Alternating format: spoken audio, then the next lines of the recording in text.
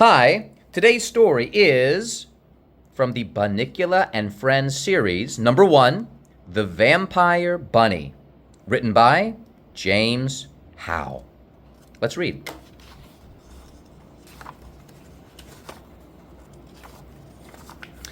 Chapter 1, The Arrival. My name is Harold. I am a dog. I live with the Monroes, Toby and Pete and Mr. and Mrs. Monroe. Chester lives here too.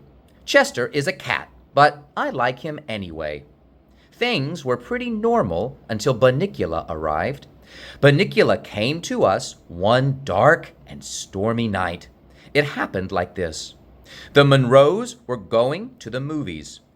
"Take care of the house, Harold," they said. "You're the watchdog." That's what they always say when they go out.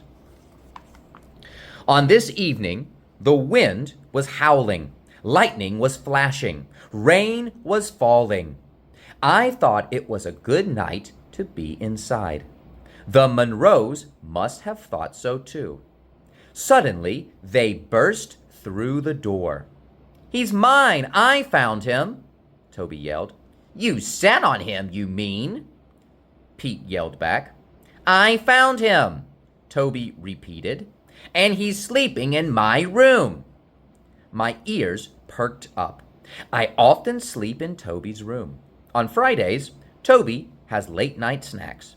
My favorite is chocolate cupcakes with cream in the middle. But that's another story.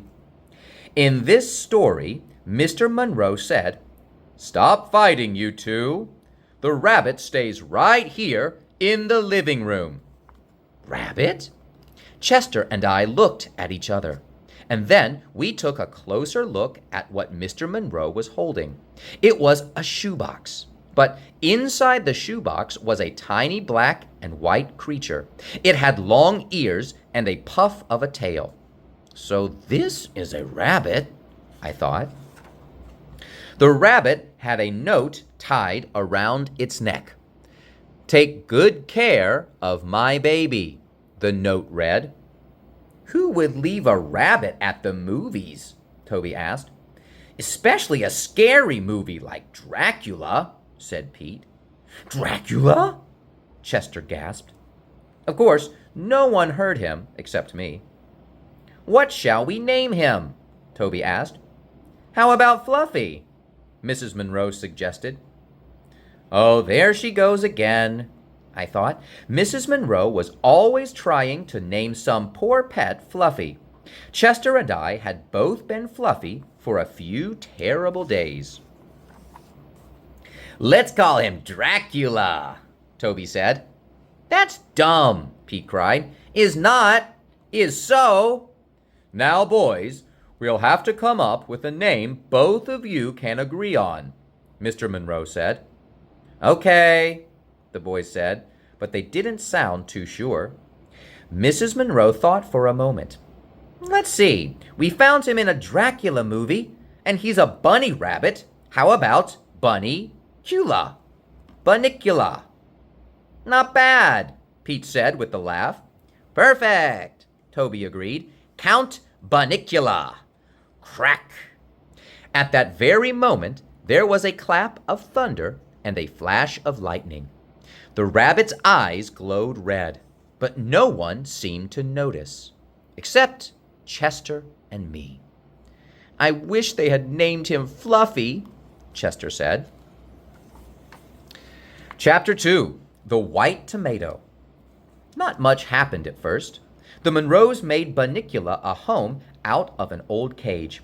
They set it on the table near the window. Bunnicula slept a lot.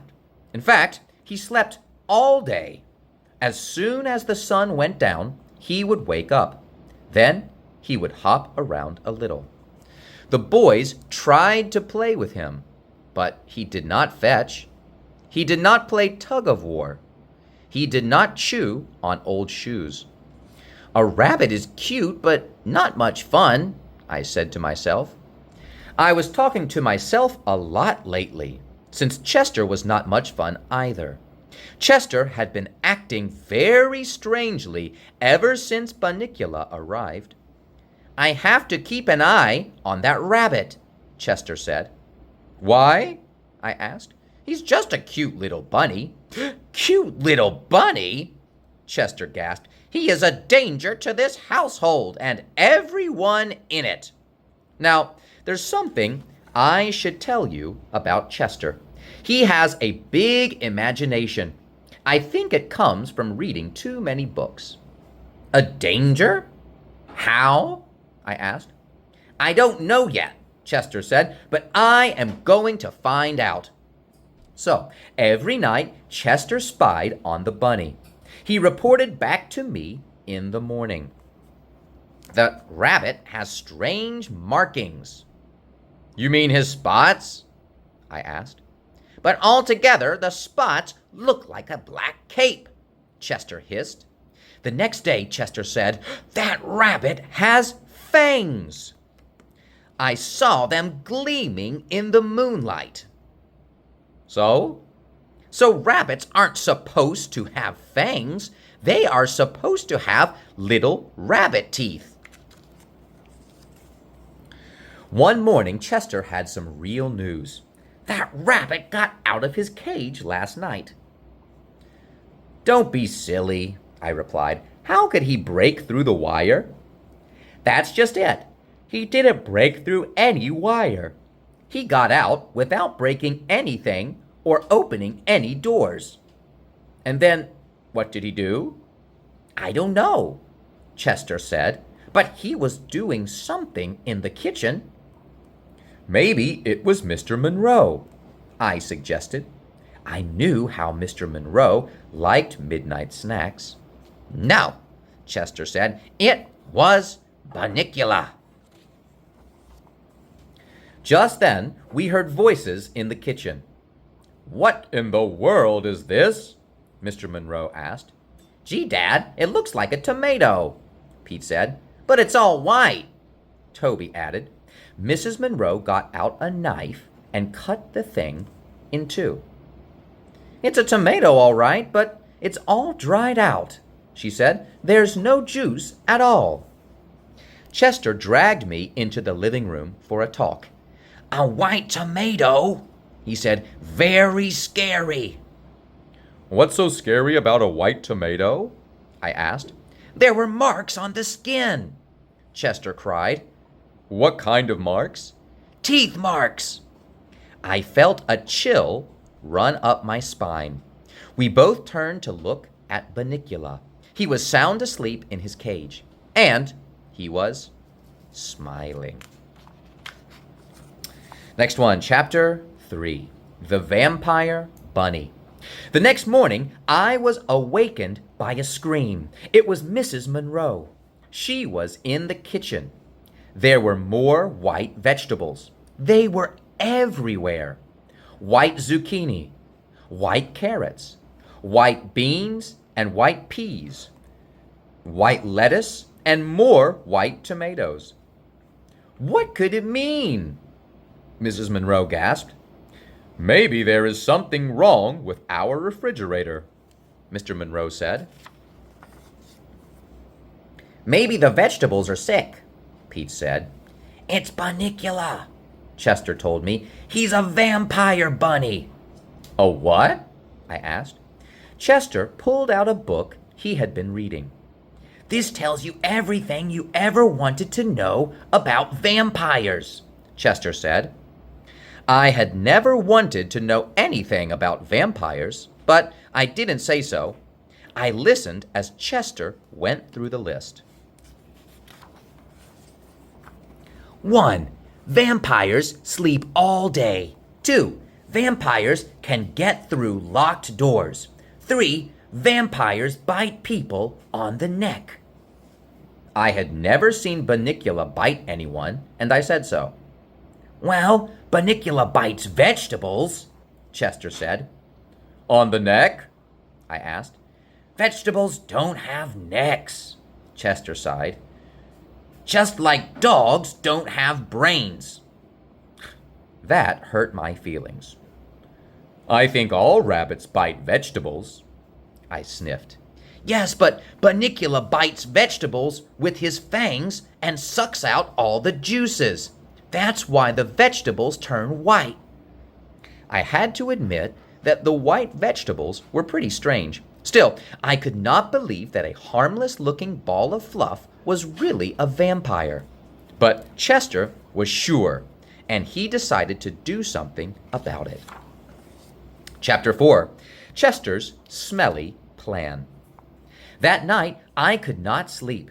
Strange sounds were coming from the kitchen. A strange odor was in the air. I went downstairs to investigate. I found Chester wearing an odd necklace. "What is that?" I asked. "Garlic." "Why do you have it around your neck?" "Because vampires hate garlic." "Phew, I can understand why." The smell was so strong. I felt sick to my stomach. I looked around. There was garlic everywhere. On the floor, in the doorways, around the windows. There was garlic all around Bunnicula's cage. The poor little guy was hiding under a blanket. I wanted to do the same. I started to go back to Toby's room, but Chester caught me. "Here, put this on," he cried. "No way!" I yelped. I got out of there as fast as I could. In the morning, there were more screams. Not again, I thought. What's turned white now? It was Chester. He was in the sink, covered in soap. "Chester, I don't know what got into you last night," Mrs. Monroe was saying, "but I hope this teaches you to stay out of the garlic." Chapter 5. A New Friend. Over the next few days, there were no more white vegetables, and Chester was the perfect cat. He purred. He cooed. He cleaned his paws. He rubbed up against everyone's legs. It made me worried. Chester acted that way only when he was planning something. "What are you up to?" I asked. Chester did not answer. He had not spoken to me since I had refused to wear the garlic. So I started hanging out by Bunnicula's cage. Bunnicula didn't speak to me either, but he was a good listener. I was beginning to like the little fellow. One evening, I noticed that my new friend did not look well. It was dark, but he wasn't moving around. His ears drooped. His nose was hot and dry. I tried to tell the Monroes, but they did not understand what I was barking about.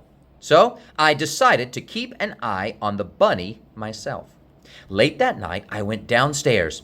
I found Bunnicula's cage empty. I found Bunnicula on the floor near the kitchen. Chester was there too, and he had been into the garlic again. "Chester, what are you doing?" I cried. "I am protecting the kitchen from that monster," he hissed. Now I understood why Bunnicula looked sick and why there had been no white vegetables. Chester was starving Bunnicula. "That little bunny never hurt anybody," I said. "What do you care if he drains a few vegetables?" "He's a vampire," Chester snarled. "Today, vegetables. Tomorrow, the world." Chester was getting carried away. I made up my mind to help Bunnicula. I knew it would not be easy. Chester was a hard cat to cross. Chapter 6. A Helping Paw. The next day, I tried to come up with a plan to help Bunnicula. I knew I didn't have much time. Bunnicula was looking pretty droopy. Around supper time, I started to panic. That's when I stumbled into the dining room. And there it was, right in front of me, the answer to my problem. A big bowl of salad. Now, How do I get the bunny to the greens? I asked myself. I checked the kitchen.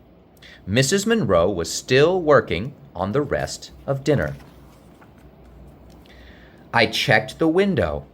The sun was setting fast. That meant Bunnicula would be waking up soon. I checked Chester. He was sound asleep. I went to Bunnicula's cage and opened the latch. As gently as I could, I took the little bunny in my mouth and carried him to the dining room. Okay, I whispered. There's your dinner. Go to it. Bunnicula's eyes opened.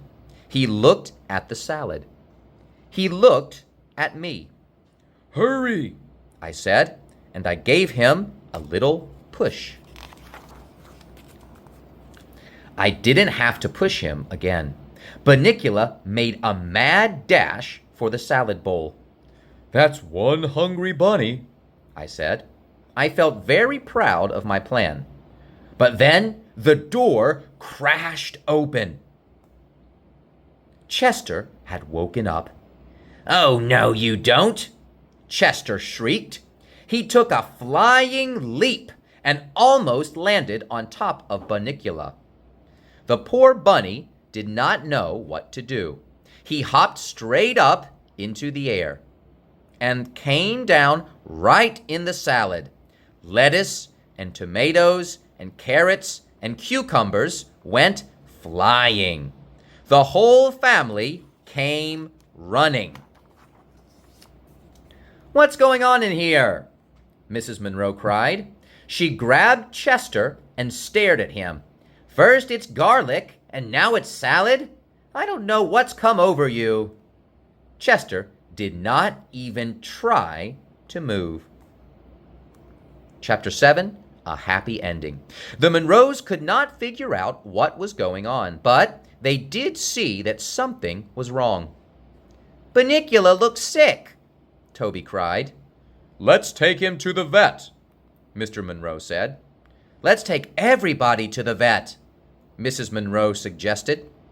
Oh, great, I muttered. Going to the vet is not my favorite thing to do. We all piled into the car. The vet saw us right away. He said that Bunnicula was suffering from hunger. He gave Bunnicula some carrot juice so the bunny would get his food faster.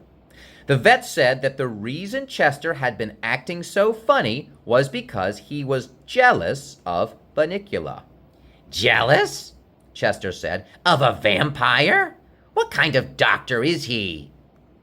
When the vet said I was in perfect health and gave me a doggy treat, I told Chester, "A good doctor." Now everything is great in the Monroe household. Bunnicula liked the juice diet so much, the Monroes kept him on it. So there have been no more white vegetables.